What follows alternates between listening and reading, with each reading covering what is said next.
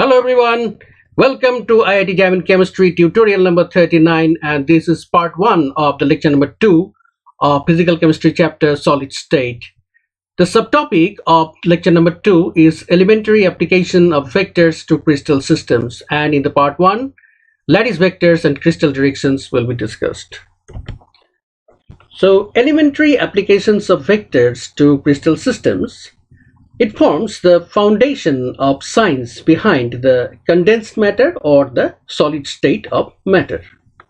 It helps us understand the properties and behavior of materials at the atomic and subatomic level, such as lattice vector, number 2 crystal directions, number 3 Miller indices, number 4 reciprocal lattices, and number 5 symmetry operations, number 6 strain and strays, and finally number 7 dislocation and defect analysis. Now, the lattice vectors, these are used to describe the arrangement of atoms in a crystal lattice. The repeating pattern of atoms in the crystal structure can be defined with the help of lattice vectors. Now, crystal directions.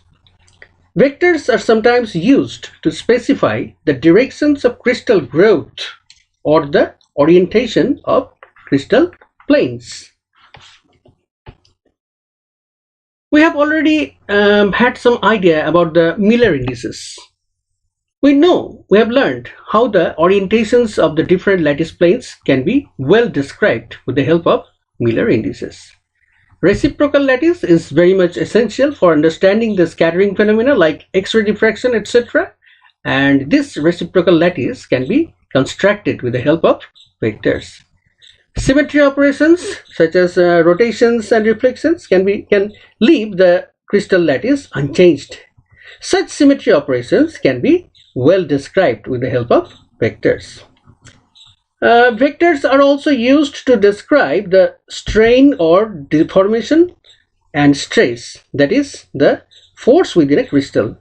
Strain and stress is very much crucial for understanding the material properties. And finally, the dislocation and defects within a crystal lattice. These are also analyzed with the help of vectors. So, first 2 of these 7 points, lattice vectors and crystal direction, it will be discussed in the part 1 of lecture number 2. Let's start with lattice vectors. A lattice vector is a vector that defines the arrangement of atoms in a crystal lattice. It is a fundamental concept in solid-state chemistry. Lattice vectors provide a mathematical framework for understanding the arrangement of atoms in crystals that enables to predict the material properties and behavior. So how we can define this? A lattice vector is a vector that connects 2 points in a crystal lattice, typically from one lattice point to another. That means you know about the lattice points and their distributions. They are well arranged, systematically arranged.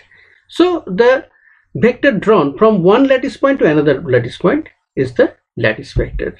And what is the component? The lattice vectors have components along the crystal axis. That means A axis, B axis, and C axis, and which are the edges of the unit cell.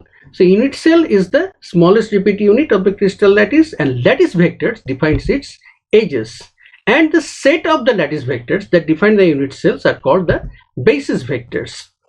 And lattice vectors can also be used to translate atoms within the crystal lattice, creating a repeating pattern. That means the glide planes, this is a symmetry element, internal symmetry element. This can be obtained by means of translations with the help of lattice vectors.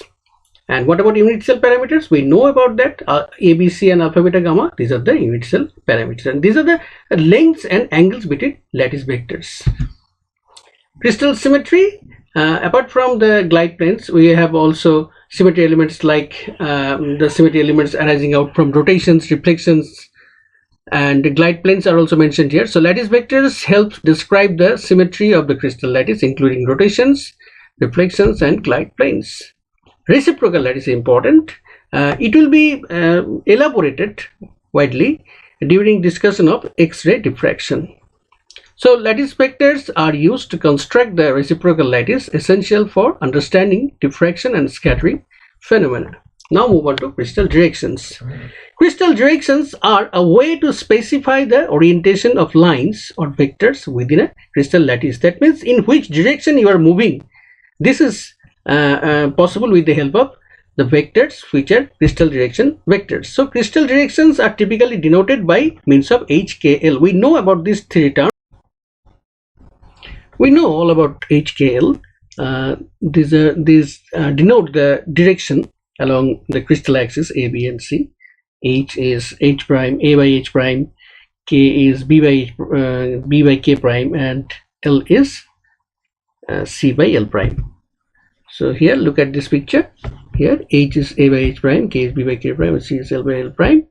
And these are the directions. This is at the point of intersections along A axis. This is the point of intersection along B axis, and this is the point of intersection along C axis.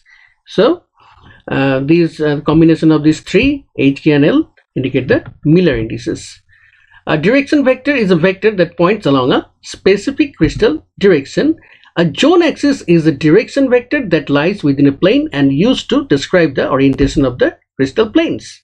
And crystal directions are affected by the crystal symmetry operations such as rotations and reflections.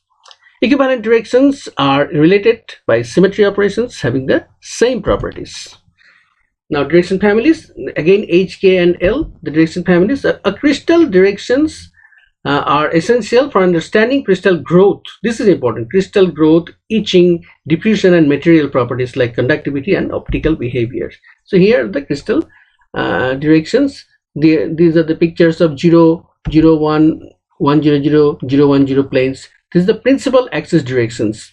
Now phase diagonals indicate 1, 0, 1, 1, 1, 0, 0, 1, 1 planes, and body diagonals indicate 1, 1, 1, 1, 1 bar 1, 1, 1, 1 bar, and 1 bar 1, 1 planes.